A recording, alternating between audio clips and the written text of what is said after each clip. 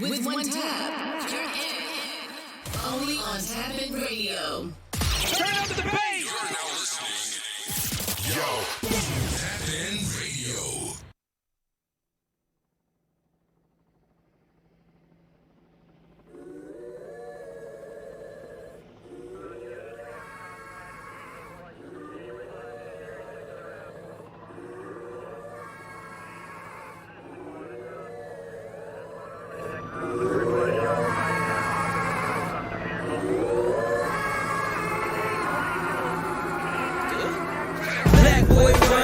Black boy run, the world confused on where that black came from. That's evolution in my skin, getting used to the sun. Just heard somebody pray that we get used to these guns. We ain't bulletproof by any means in the world, trying to prove that.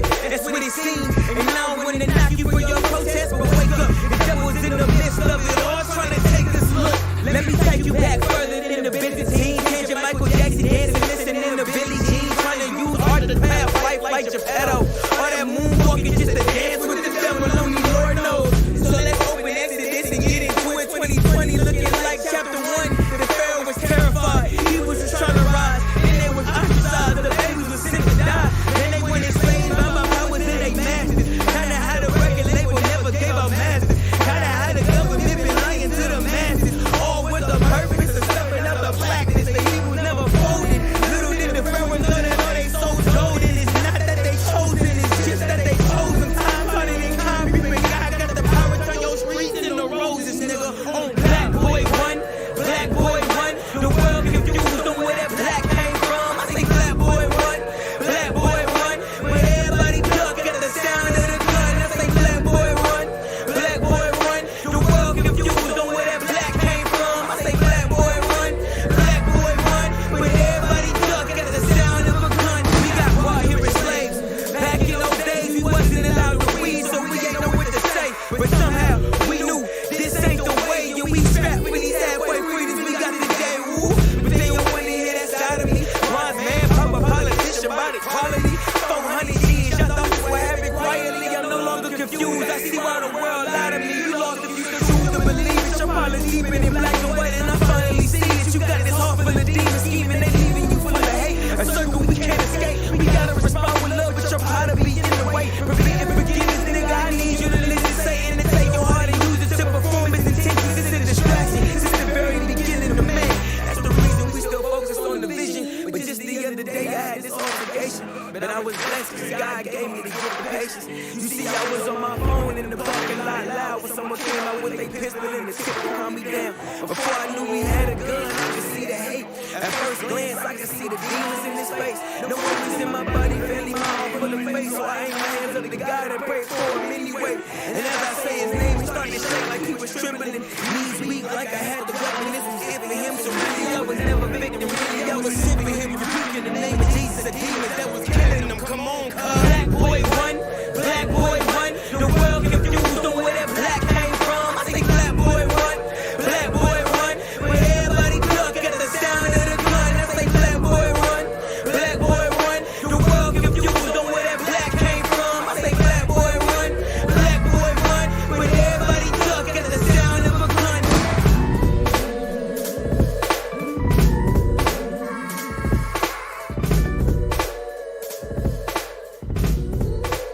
What is good, y'all? Happy Wednesday and welcome back to Black Talk Radio.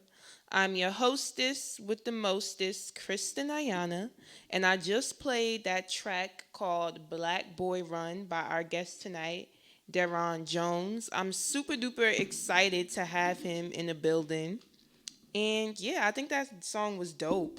Definitely unique, definitely different. So, shout out to him. I'm excited to be talking with him a little later. But before we get into that, I got to get into our media topics because, there's something always going on in the world. Like there's always tea. So, first things first, I just want to say prayers up for DMX. He is still on life support, as it's been reported today, and he is scheduled for critical brain function tests later on this week. So for those of you who don't know, DMX, he's currently in the hospital, That has been reported for, I feel like, what has been a week now. So we're sending him all the good vibrations. Really hope that he, can make it out of this for sure, for sure. So definitely just had to say that prayers up for DMX because, he is someone that has really impacted the culture. So we definitely got to send him that love for sure. Moving on to our next topic. Speaking of people that, impact the culture, Netflix reportedly buys Kanye West's multi-part documentary for $30 million. The project is said to be, showing Kanye and his life over 20 years. That is really crazy. So Kanye West has basically been documenting his life ever since he entered, the industry 20 years ago. And with that being said, he will be, putting out this documentary. Cody and Shike have been the people that have been filming, him for all these years and keeping up with him. So Netflix has bought it. Now the documentary is not only going to highlight, just Kanye's rise to fame, but it is said that there will be, showing the death of his mother, Donda West. They're going to be talking about his Yeezy stuff and also his 2020 presidential run. So I'm personally excited to see what that documentary will be like and, what it truly will entail. As of right now, there isn't a specific release date, but they hope to release it, sometime this year. So shout out to Kanye. I think that would be interesting. I feel like Kanye, I would like to see this documentary because I kind of want to see how old Kanye got to where he is right now. Because I feel like Kanye as an artist has definitely expanded over the years. And I really do want to see how that came about and what that transition, was like for him. So I think this documentary will definitely be interesting, to say the least.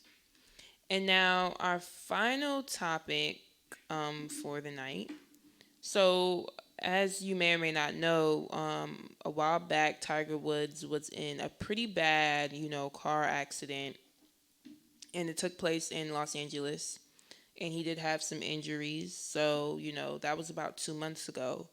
Now, the LA, PD have basically figured out what caused the accident, in which they said speed was a factor. Tiger was going 87 miles per hour in a 45 speed limit area. And apparently when he went to, curve, he lost control somehow. And, this is how he got into that accident. So, I think this is crazy. I think so oftentimes we see like a lot of accidents because people unfortunately speed when they drive.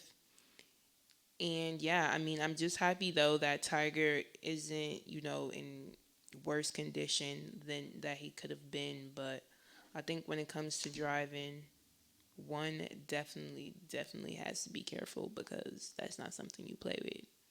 So yeah, I have DJ Bam with me in the studio. And Bam, I do have to ask you, what are your thoughts on this Tiger Woods situation? Like, do you think they're over exaggerating it with saying that he was speeding and that being a factor? Or do you think, if speeding definitely could have played a role in his accident? Speeding could play the role. But I'm going to tell you what a good friend of mine told me. Mm-hmm. And it's crazy because I'm finally going to do it just to do it and get it. I'm about to get my motorcycle license. Ooh, good luck. No. Listen. I don't want to ride like that. Mm-hmm. I just want to get it to say I got it and I roll before. Like, you feel me? Like, dead ass. Like, and I'm even going to get my boat license. But that's another story. But he said you're scared because of speed because you're on a two wheeler, right? And you see the people going fast and whatever. He said, do you ever look down at your car thermometer and don't realize? I mean, do you ever realize you're doing over the speed yourself sometimes? I mean, I feel like me personally when I drive, Well, yeah. you're paranoid. That's why. I feel like I don't. Yeah, like I don't. You're paranoid, but I'm talking about like once you start getting comfortable, like literally, the speed limit save is. But on the sometimes high. I do. I'll be like, okay, I'm doing 40 and it's 25. You like, oh shit, right? Yeah, like But it's not intentionally, right. You get what I'm trying to say? So them making that But statement. 87 over 45 though. Yeah, That's kind of OD. that's definitely OD. Like, where the hell were you rushing to? Like, where were you rushing to? Right. And he crashed his car in a Tesla, right? It says he was in an SUV, but it doesn't say. But I think it was a Tesla because they was like, oh, the black box going to tell it all. The black box really does tell it all, but that wraps up our trending topics because, you know, our guest is in the building, so we about to chop it up with him. But yeah, y'all, if you're driving out there, make sure you're safe. And that's on period because it's nothing to play with. So we're at. Yes. So now we're adding him. Hello, how are you? Hey, how you doing? How you doing? I'm good. I like your sweater. Okay, Thank you. orange. Appreciate you. You feel me? Trying to bring out the bright colors. It's a good day Yes. outside. Okay, for sure. I like your hat. Okay, thank you. Yeah, Thank you. yeah. Yes, I am in Jersey. So, you know, Yes, ma'am. the north is lit. But That's you what's know, sad. My pops is living out there now. Matter of fact, now that I think about it. in Jersey? Yeah, I don't know where. I don't know where in specific. Somewhere close to wherever the bridge connects to Philly or something. Oh, that's definitely South Jersey. Yeah, that's definitely South. So a little way from me, but you know, it's all love. It's still Jersey. So For sure. First things first, can you just, you know, tell us who you are and what made you start getting into music? Diving in. My name is Deron Jones, and I think I've always wanted to be in music, and my whole life. I can't remember a time where I was like thinking about doing anything other than this. You know what I'm saying? Wow. Like this is probably from when I started talking. You know what I'm saying? When I was probably like I was like 6 years old. My auntie gave me the nickname DJ Cash. That was my first little rap name. You feel me? I was rapping to all the little aunties and uncles at the cookouts and whatnot, swearing I was the coldest thing, telling the ABCs, man. You couldn't have told me no different. Right. So music has definitely been, you know, in you from a young age, for sure. For sure. So, where are you from, and like, how would you say that has impacted your music style, if so, in any way? Well, I was born in PG County, Maryland, but I was raised in Georgia. I was raised in like Stone Mountain, Decatur, DeKalb, really all through that area from like probably like 8 years old, 7, 8 years old. And I spent all the way until I was like 17, 18 and moved to California. I guess from there, I moved to Virginia first, then to California, and was all through California. And I think being in all these different places, you know, touching down in random moments in life, whether to go visit family or whatever, I think it helped me to adapt in a different way. You feel what I'm saying? Right. When I started making music, the versatility of it kind of was doing its own thing. So, Right. if anything, I feel like being in all those places kind of helped me with a wider range, reaching a wider range. Or I ain't even gonna say reaching a wider range, just telling my story or telling these stories, saying whatever I wanted to say, and just different ways of doing it, for real. Right. So now you mentioned that you moved to California. So are you currently there now? Is that where you currently reside, or you? Oh no, I recently just moved to Houston. Ah, so did one of my friends. Wow, you're really like you know, that's dope. Like, I think that's amazing. Because moving, and especially moving to new cities can, you know, definitely be like scary. So for you to have that courage is dope for sure. What place would you say you've enjoyed living the most? Houston. Off the top, off the rip, easy. Houston. Really? Why Yeah, Houston? Well, maybe it's because like I'm an adult now. You feel me? I was a kid doing all those other things for real, and I feel like if I'm being like completely honest for real, I feel like I really just started to understand genuine manhood and what that really meant, and being able to grasp that concept in this place. I guess just kind of linked for itself. So I see myself being able to build a life for my family here. You feel me? And I guess that's why I like it so much. You know what I'm saying? Okay, yeah, for sure. So yeah, Houston. Okay, that's lit. I know y'all don't have to wear masks down there. Nah, man, but you know what I'm saying? I try to stay. I Right. try to stay on the safer side of things. Matter of fact, I ain't gonna sit here and lie. If I go into a spot and I just forgot my mask, I just forgot my mask, man. God, That's just is what it listen, is. God gonna have to cover me. Listen, dog. That's what I'm saying. I got faith in the Lord. Do you hear me? I ain't mad about. I ain't worried about nothing. Nothing. All right now. Now, but I definitely think that's dope that you've, had the experience to move around and that you currently reside in Houston because I think that's like a lit place. I've never been, but I would say that it is definitely on my list for sure. Oh, I think you're gonna love it. I think everybody will come out here and love a little bit of Houston. Whether it be the food, whether it be the culture, whether it be just the entertainment in itself. I think it's a real thriving place to be right now. You know what I'm saying? It's a lot of opportunities. It's a lot of money to be made. It's a lot of moves to be made. You know what I'm saying? So the right level of you know what I'm saying? It's like the opportunity, surviving opportunities. You know what I'm saying? So the right level of enthusiasm and courage and faith, you can come out here and make something shake immediately. Right. Now, would you say like it's a lot of like music artists out there? I mean, like, and like music connections. Like, how has that been? Oh man,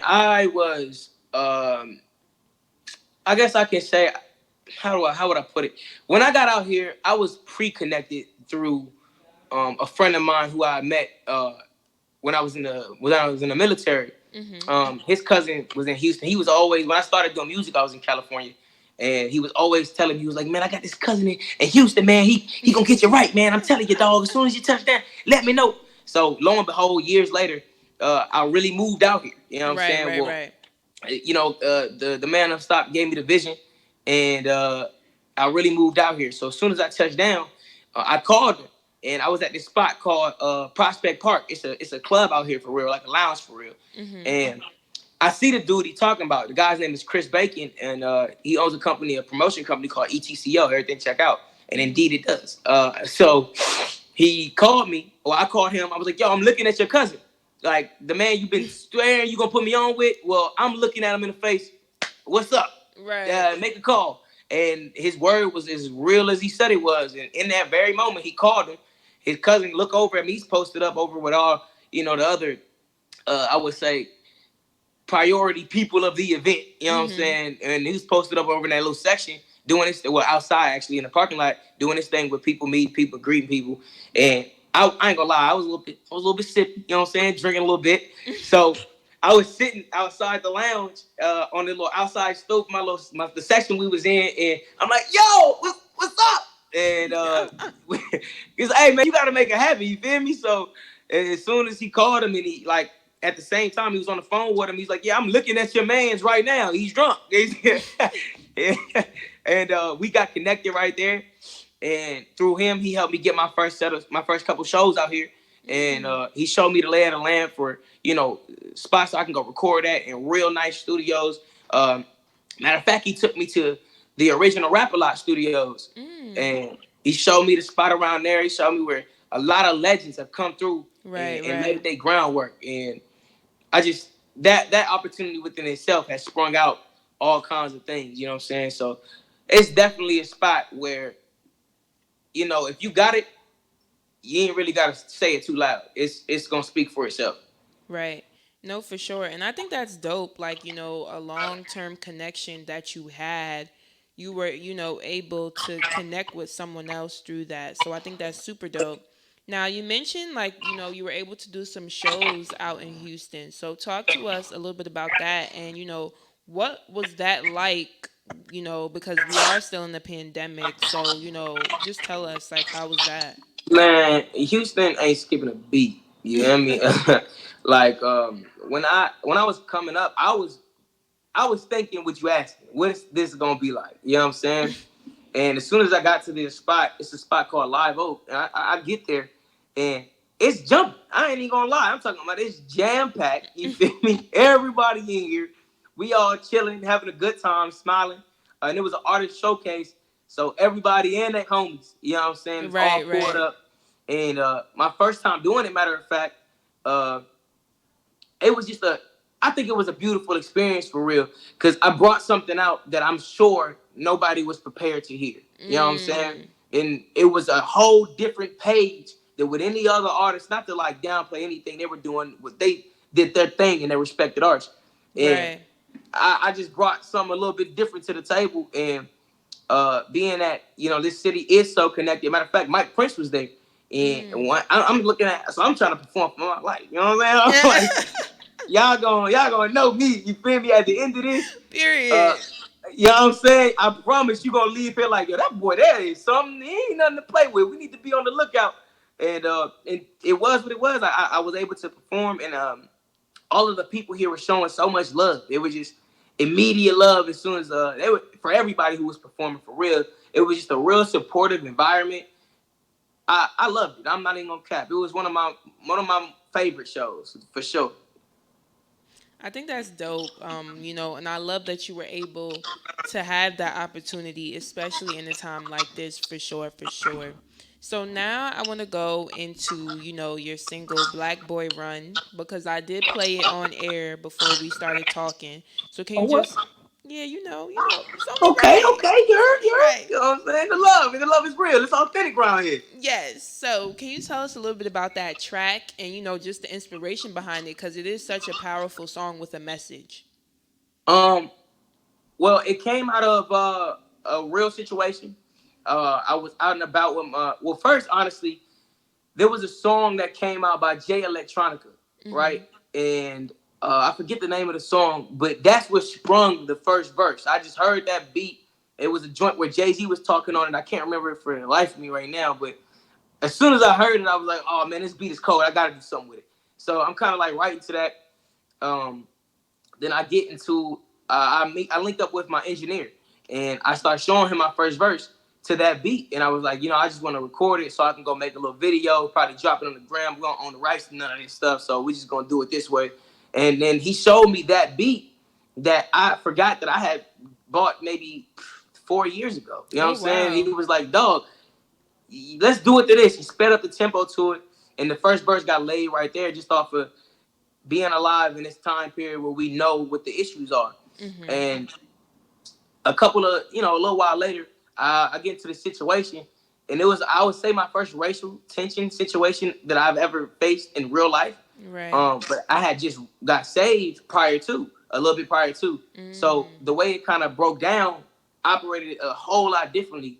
And I saw it a different way, because the man came out, and it was an older white gentleman, and I was gets too loud in the parking lot, and his thought process, he was trying to come out there to tell me I was too loud.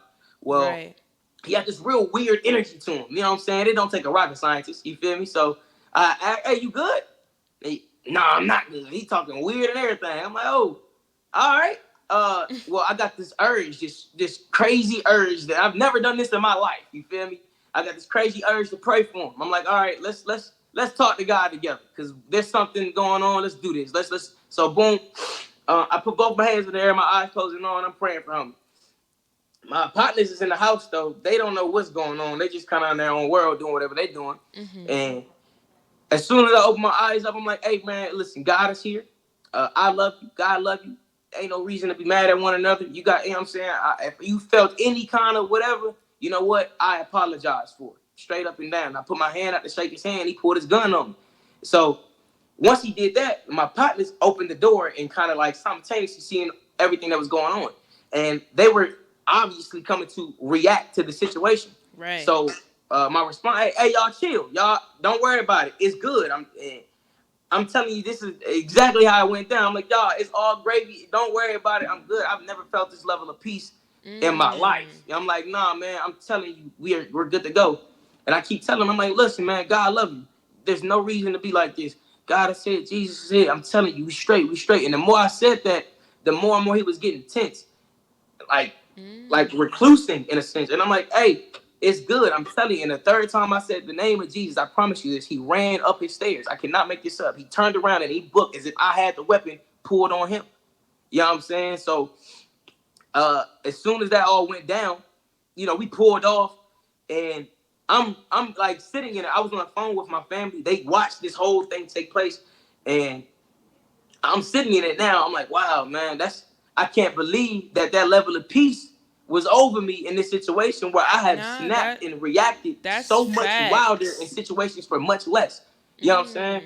And I ain't gonna lie. After the situation kind of took place and we drove off, and the reality set back in, the flesh got to get into me, and I'm like, oh, hold up, turn the cut, no, you know what I'm saying? Like, no, ain't no way. But I got to talk to my pastor, who's also, my spiritual father, who's also my pastor, and my apostle rather. And he, when he got to hollering at me, he was like, look, man, go to the house, relax. I'm telling you, you did what you were supposed to do.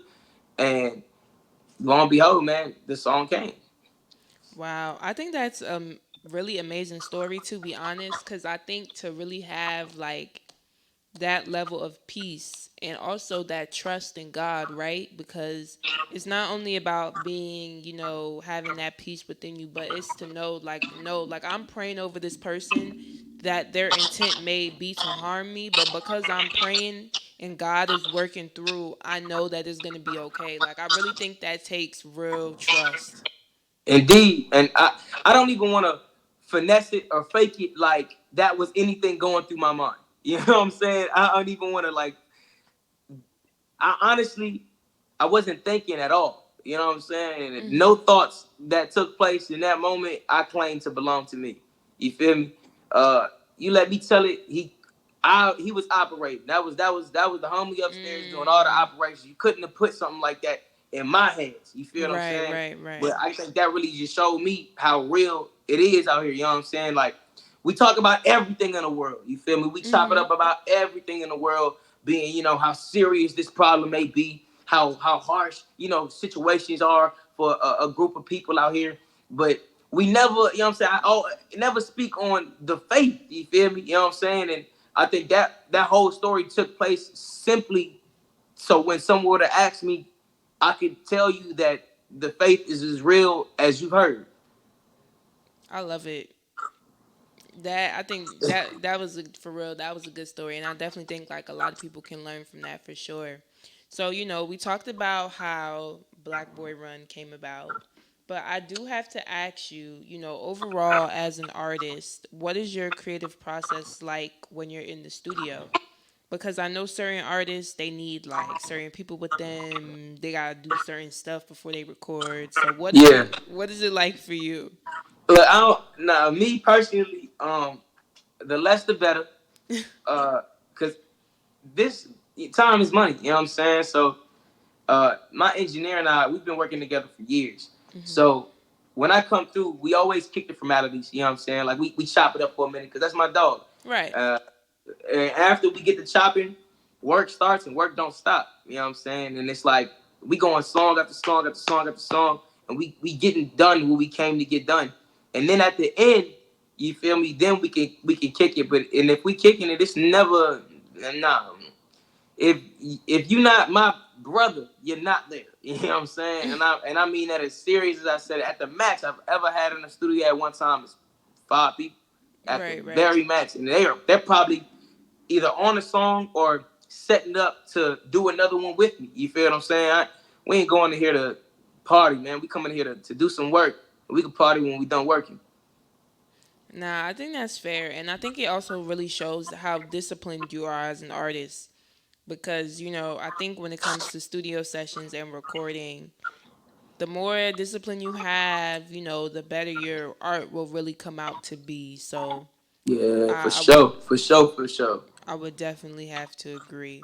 So if you could say, like, you know, one of your favorite songs you've created thus far, what would it be and why? And it could be something that's, you know, unreleased as well.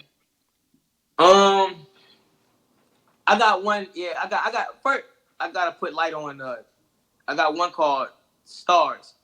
and it's featuring my brother Bezel, and that's one of my favorites simply because that's the first time I ever mixed it. Well, I ain't gonna say we got together, we mixed and mastered that from head to toe, and we did all that work ourselves inside of this room at the homie crib at 3 a.m. You know what I'm saying? And it got dropped on the first album I put out.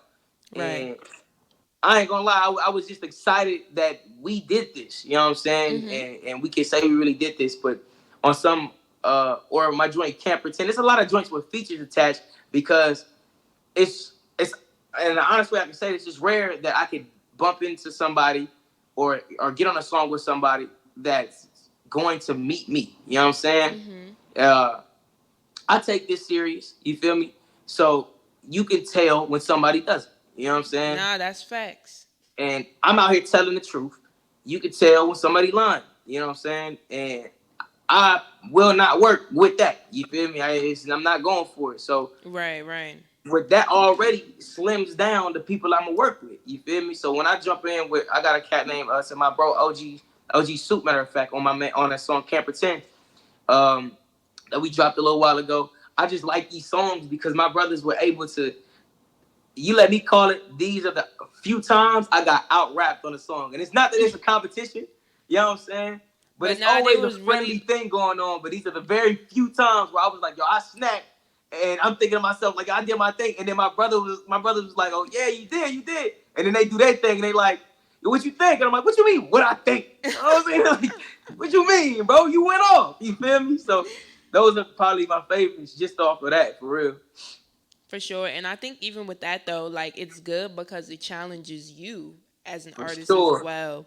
So, you know, a little friendly competition, it never hurt anybody. So nah, it keep you going, it keep you in check. You know what I'm saying? Your partner's gonna let you know if you got real homies, they're gonna let you know if it's whack or not. You know what I'm saying? Like, hey, you gotta come better than this, or whatever the case may be. You're gonna have to clean this up. Because with somebody on the outside in is listening to your music, they're not listening to your music because it's like a random fan that you never met. He's not listening, thinking this like, oh, he must have just started. You know, I'm gonna give him the benefit of the doubt.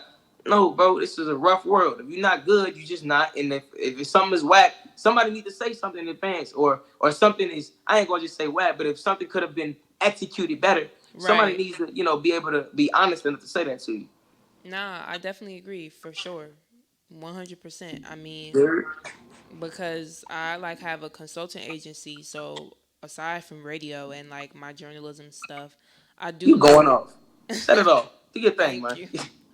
I do like work with artists. It's helping them to like have certain things that will assist them with gaining media coverage.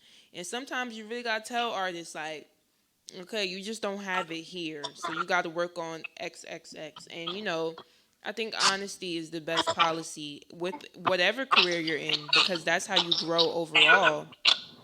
So I have this segment on my show. It's called Quarantine Q&A. Okay. And I asked my guests about what their quarantine was like. So I feel as though we're not in quarantine anymore at this point. You in Houston, so I know you outside. Yeah. But my first question for you is, what was your initial thoughts when they were like, okay, we're shutting everything down, everybody stay home, it's a pandemic? I've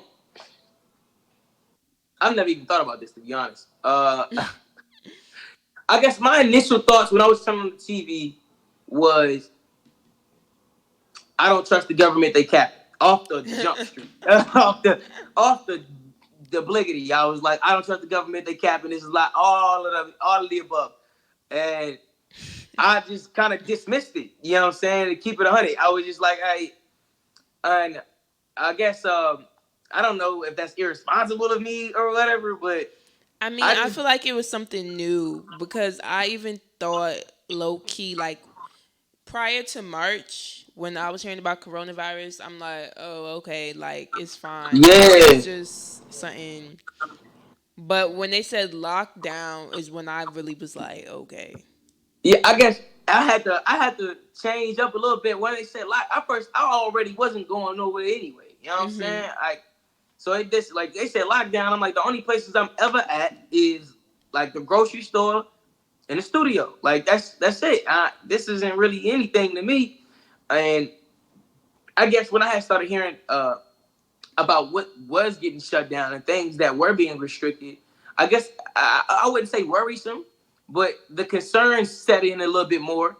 And I guess I had to tell myself to move accordingly. You know what I'm saying? Come out here and make Right. sure I'm being safe. I can't just be out here recklessly moving because God forbid, you feel me? I really don't know what's going on. You know what I'm Right, saying? But I right, can't right. let my ignorance be the reason that I done got myself into some mess. So I had to just make sure I was doing what I was supposed to be doing. But I'm telling you, as soon as it hit, like it was two thoughts. It was like these they full of it, and I was like, yo, y'all think we in danger? Everybody, you know what I'm saying? I was like, yo, what's good? Everybody safe? I'm calling the homies like, hey, you been coughing lately? What's up? Oh Tell me. my You gotta tell me goodness. you been over here. I need to know. So I'm trying to figure it out, but that was for real it. I feel you. I definitely feel you. So now, during the quarantine time, like, were you writing a lot? Were you still like recording? What was that like? I think that's the outside of my first project, that was probably the most I ever was recording. Oh Cause wow. just based off the relationship me and him already had, we wasn't super we was just trustworthy of one another. So we knew that we wouldn't be out here trying to put one another in danger, say, if one of us wasn't feeling well or something like that. So based off of that, and then his schedule was clearing up because it's Corona. You feel me? Nobody's really trying to book this stew right now out of Right. whatever they got going on, or he wasn't allowing, you know what I'm saying, people to come through based on, the lack of relationship, trying to figure out what was going on in a sense. So it really opened up a lot of time for me to be able to dive in and get a lot done. For real. And a matter of fact, right before it all broke down, I was getting ready to go do something called the All in ENT Cipher in what was it? Palm Springs with one of my bros, Lieutenant. He out there doing his thing, and he invited me to come out there and do this big cipher. He had a great turnout a couple months before. It's about to be a lot of coverage, a lot of live. It's gonna be good for the city. We bringing people together. So I'm talking about I'm writing crazy because I gotta make sure when I step into this joint, and we was using the Shook Ones beat.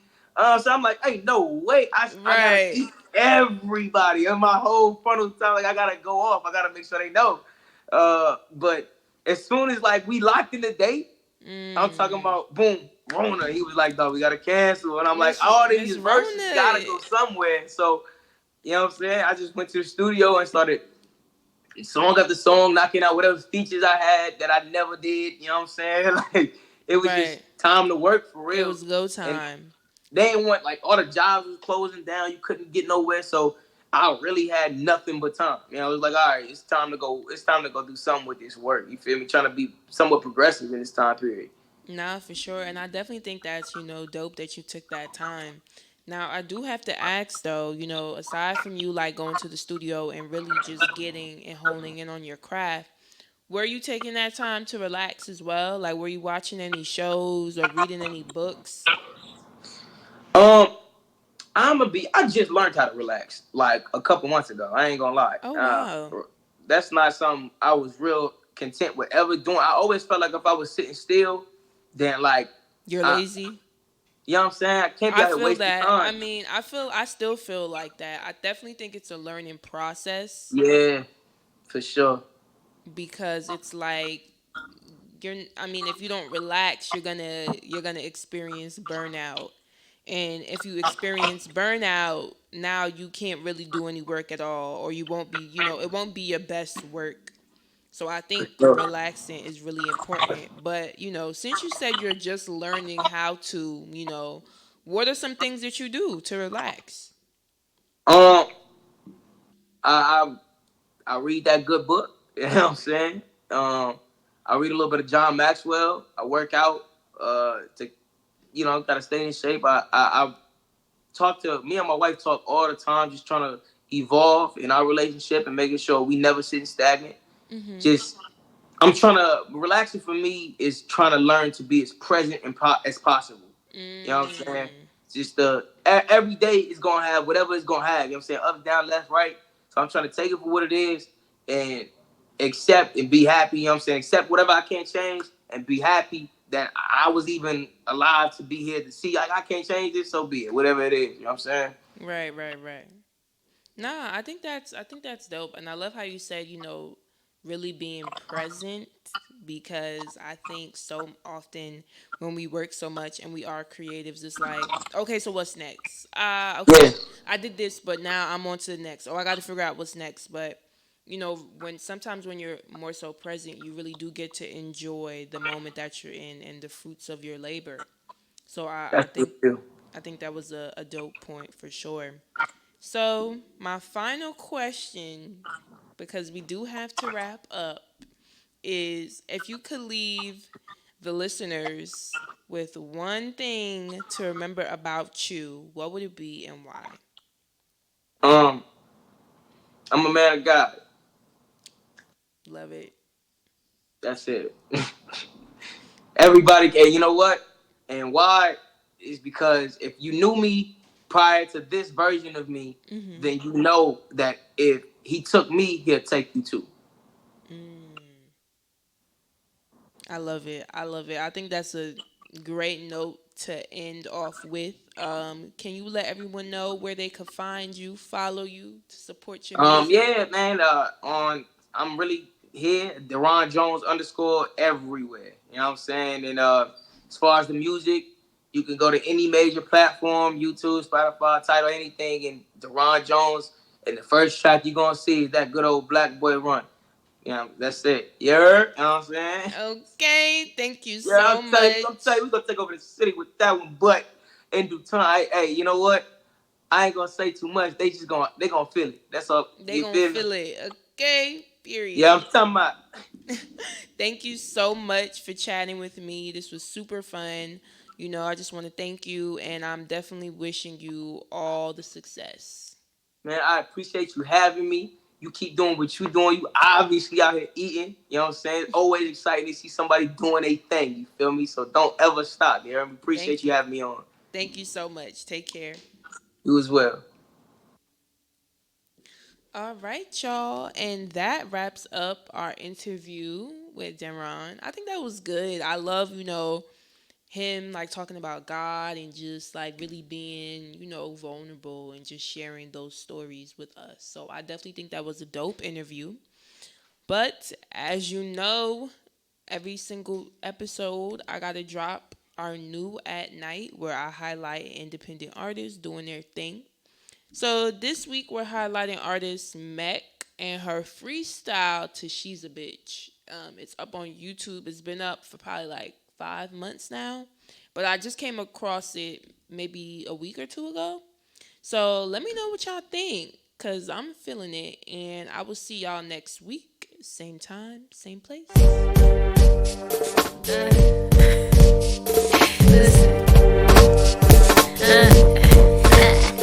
Really ain't shit. Let me ain't shit. Really ain't shit. What the fuck did these chicks get so bold and so tough? Bitches stay on my dick like they can't get enough. She said she asked me a question and I tried to cuddle up. I got something for that ass, bitches got me fucked up. I ain't out here pretending who I choose to be. I don't talk about these bitches, who is you to me? Man, I see right through these chicks, y'all ain't fooling me. I try to tell them every time that they gon' lose to me. You will never stop shit, you can never top this. Make a few calls in this rap, I got to drop quick. Anything I need, my niggas got me cause I'm locked in. Doors so stay closed, I got my keys and a locksmith. And then these little bitches out here giving free bops. Is you serious? I wouldn't even do that shit for bread and a spirit. You bitches is hilarious. I wish I would beef with a bitch brag about getting fucked on her period. Bitch, you tried it. I'ma keep it real with you, to be honest. I'm lucky this ain't back in the day, I would've lied. You bitches good actors, but you bitches ain't solid. They used to go snatch shit, but fucking on these broke ass niggas. I fuck with dudes that really knew that work with niggas. The fact I'm fucking with some bosses really hurting niggas. But I ain't nothing like these bitches, I be curving niggas. I be learning niggas, I'm a bossy bitch. I'm the type of you should never try to cross me, bitch. Every time to pop my shit, I'm with some flossy shit. Really ain't, always stay on some saucy shit. I said it was a rap and y'all thought it was